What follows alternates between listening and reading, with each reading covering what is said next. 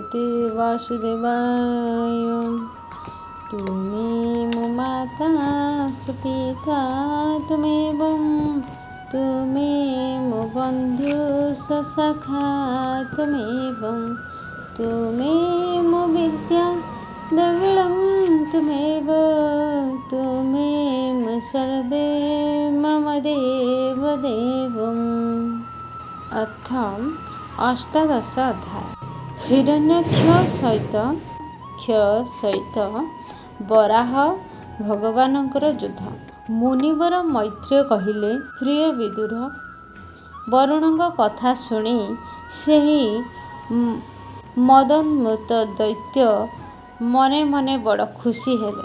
ତୁ ତାଙ୍କରି ହାତରେ ମରିବୁ ବୋଲି ବରୁଣ କରୁଥିବା କଥା ପ୍ରତି କୌଣସି ଧ୍ୟାନ ନ ଦେଇ ଏବଂ ନାରଦଙ୍କ ଠାରୁ ଭଗବାନ କେଉଁଠି ଅଛନ୍ତି ତାହା ଜାଣିବାକୁ ପାଇ ସେ ତୁରନ୍ତ ଯାଇ ରସାତଳରେ ଶ୍ରୀହରିଙ୍କ ନିକଟରେ ପହଞ୍ଚିଗଲେ। ସେଠାରେ ସେ ଦେଖିବାକୁ ପାଇଲେ ଯେ ବିଶ୍ୱବିଜୟୀ ବରାହ ଭଗବାନ ନିଜ ଦନ୍ତାଗ୍ରହରେ ପୃଥିବୀକୁ ଧରି ଉପରକୁ ଟେକି ଆଣୁଛନ୍ତି। ଭଗବାନ ତାଙ୍କର ଉଜ୍ଜ୍ୱଳ ରକ୍ତମ ନେତ୍ରର ଜ୍ୟୋତିରେ ଦୈତ୍ୟର ତେଜକୁ ହରଣ କରି ନେଉଥିଲେ। ତାଙ୍କୁ ଦେଖି ଦୈତ୍ୟ ହସି ଉଠିଲା ଏବଂ କହିଲା, ଆରେ ଇଏ ଜଙ୍ଗଲୀ ପଶୁଟା ପାଣି ଭିତରକୁ କିପରି ପଶି ଆସିଲା? ତାପରେ ସେ ବରାହ ଭଗବାନଙ୍କୁ କହିଲା, ଆରେ ମୂର୍ଖ, ଏଠିକି ଆ। ଏ ପୃଥିବୀକୁ ଛାଡ଼ିଦେଇ ବିଶ୍ୱବିଧାତା ବ୍ରହ୍ମା ଏହାକୁ ଆମ ରସାତଳବାସୀଙ୍କୁ ଦେଇଛନ୍ତି। ରେ ବରାହ ରୂପଧାରୀ ସୁରାଧମ, ମୁଁ ଦେଖୁ ଦେଖୁ ତୁ ଏହାକୁ ଅବାଧରେ ନେଇ ପଳେଇ ଯାଇପାରିବୁ ନାହିଁ। ତୁ ମାୟାରେ ଲୁଚି ଛପି ଆସି ଦୈତ୍ୟମାନଙ୍କୁ ଜିତି ଯାଇ ମାରିଦେଉଛୁ। ଏପରି ଆମକୁ ନାଶ କରିବା ପାଇଁ ଆମ ଶତ୍ରୁମାନେ ତତେ ପୋଷି ପାଳି ରଖିଛନ୍ତି ନା କ'ଣ? ମୂଢ଼, ଯୋଗ ମାୟା ହିଁ ତ ତୋର ବଳ। ତୋଠାରେ ଆଉ ବା କି ପୁରୁଷାର୍ଥ ଅଛି? ମୁଁ ତତେ ଆଜି ନିଃଶେଷ କରିଦେଇ ମୋ ଭାଇମାନଙ୍କର ଶୋକ ଦୂର କରିବି। ମୋର ନିକ୍ଷିପ୍ତ ଗଦାରେ ଆଘାତରେ ତୋର ଯେତେବେଳେ ମୁଣ୍ଡ ଫାଟିଯିବ ଓ ତୁ ମରିବୁ, ସେତେବେଳେ ତତେ ପୂଜା ଆରାଧନା କରୁଥିବା ସବୁ ଦେବତା ଓ ଋଷି ମଧ୍ୟ ମୂଳ କଟିଯାଇଥିବା ଗଛ ପରି ଆପେ ଆପେ ନଷ୍ଟ ହୋଇଯିବେ। ହିରଣ୍ୟକ୍ଷ ଏହିପରି ଦୁର୍ବଚନ ରୂପୀ ବାଣରେ ଭଗବାନଙ୍କୁ ବିଦ୍ଧ କରୁଥାଏ। କିନ୍ତୁ ନିଜ ଦାନ୍ତରେ ଟେକି ଧରିଥିବା ପୃଥିବୀ ଭୟଭୀତ ହୋଇଯାଉଥିବା ଦେଖି ଭଗବାନ ତାର ବାକ୍ୟାଘାତ ସହିଗଲେ ଏବଂ କୁମ୍ଭୀର କାମୁଡ଼ି ଗୋଡ଼ାଉଥିଲେ ମଧ୍ୟ ଗଜରାଜ ଯେପରି ହସ୍ତିନୀମାନଙ୍କୁ ଜଙ୍ଘରେ ଧରି ଜଳରୁ ବାହାରି ଆସେ, ବରାହ ଭଗବାନ ସେହିପରି ପୃଥିବୀକୁ ଘେନି ଜଳରୁ ବାହାରି ଆସିଲେ। ସେହି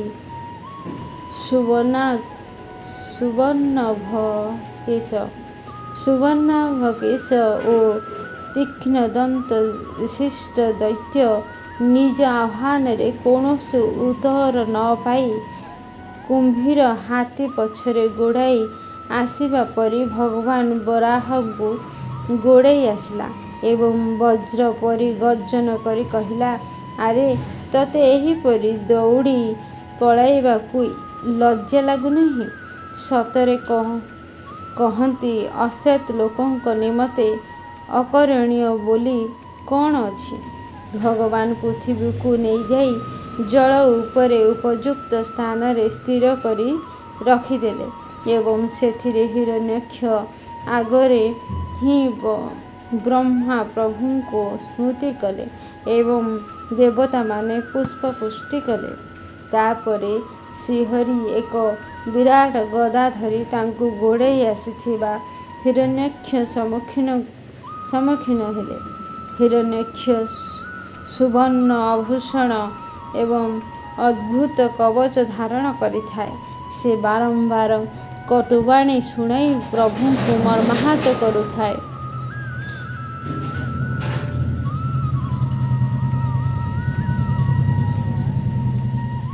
କଟୁବାଣୀ ଶୁଣାଇ ପ୍ରଭୁଙ୍କୁ ମର୍ମାହତ କରୁଥାଏ।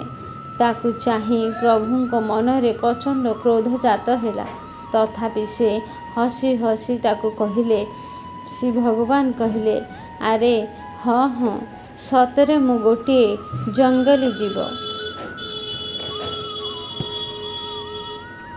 ମୁଁ ତୋ ପରି ଗ୍ରାମ ସିଂହ କୁକୁରଙ୍କୁ ଖୋଜି ବୁଲୁଛି। ରେ ଦୁଷ୍ଟ ବୀରପୁରୁଷମାନେ ତୋ ପରି ମରଣ ପାଶରେ ବନ୍ଧା ହୋଇଥିବା ଅଭାଗା ଜୀବମାନଙ୍କ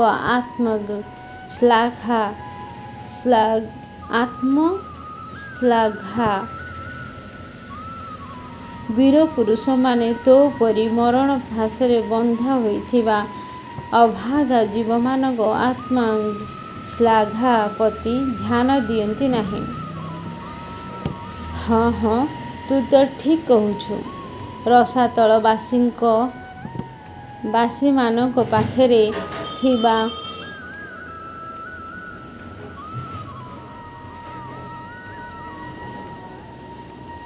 ରସାତଳବାସୀମାନଙ୍କ ପାଖରେ ଥିବା ଅମାନତକୁ ଚୋରାଇ ଆଣି ତୋର ଗଦା ଭୟରେ ମୁଁ ନିର୍ଲଜ ପରି ଏଠିକି ଧାଇଁ ଆସିଛି।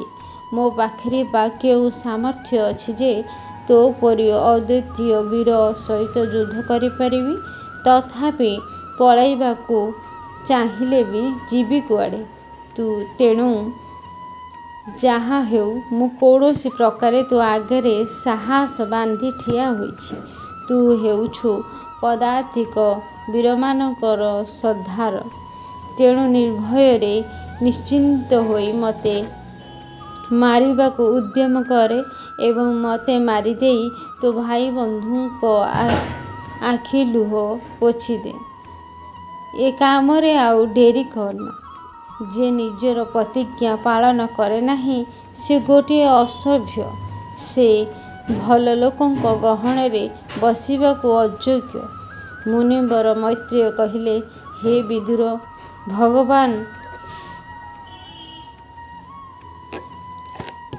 ଭଗବାନ ରୋଷବର ହୋଇ ସେଇ ଦୈତ୍ୟକୁ ଏହିପରି ବ୍ୟଙ୍ଗ ଉକ୍ତିରେ ଉପହାସ ଓ ନିନ୍ଦା କରିବାରୁ ସାପକୁ ଖେଳେଇ ଦେଲେ ସେ ଯେପରି ଫଁ ଫଁ ହୁଏ, ଦୈତ୍ୟ ସେହିପରି କ୍ରୋଧରେ ଫଁ ଫଁ ହେବାକୁ ଲାଗିଲା।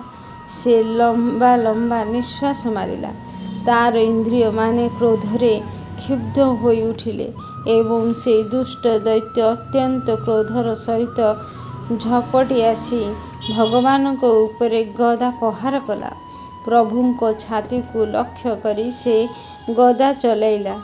କିନ୍ତୁ ଭଗବାନ ଟିକିଏ ଘୁଞ୍ଚିଯାଇ ଯୋଗସିଦ୍ଧ ପୁରୁଷ ନିଜକୁ ମୃତ୍ୟୁର ଆକ୍ରମଣରୁ ରକ୍ଷା କଲା ପରି ଗଦା ପ୍ରହାରକୁ ବର୍ତ୍ତିଗଲେ।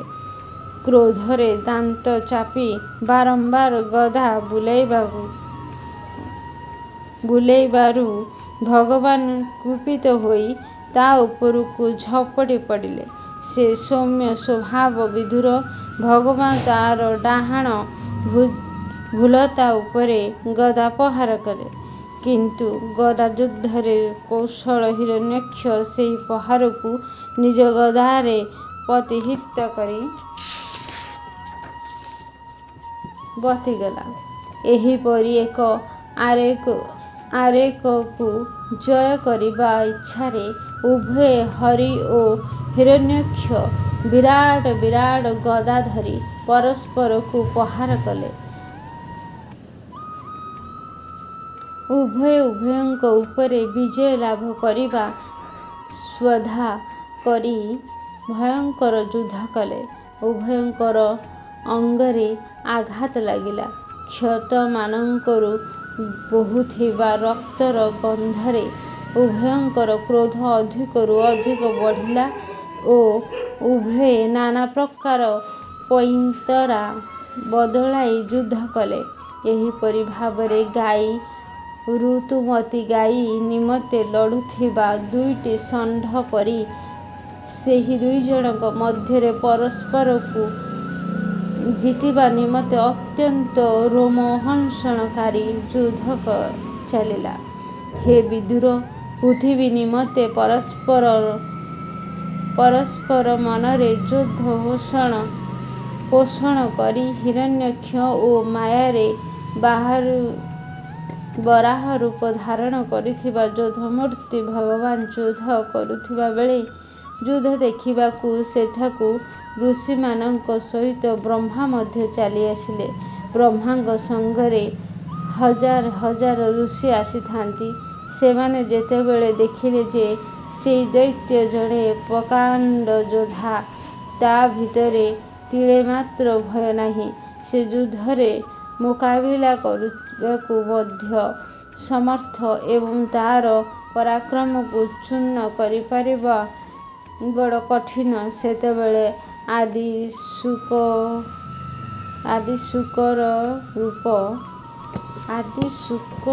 ରୂପ ନାରାୟଣଙ୍କୁ ବ୍ରହ୍ମା କହିଲେ, ହେ ଦେବ, ମୋଠାରୁ ବର ପାଇ ଏହି ଦୁଷ୍ଟ ଦୈତ୍ୟ ଅତି ଦୁର୍ଦ୍ଦାନ୍ତ ହୋଇଯାଇଛି।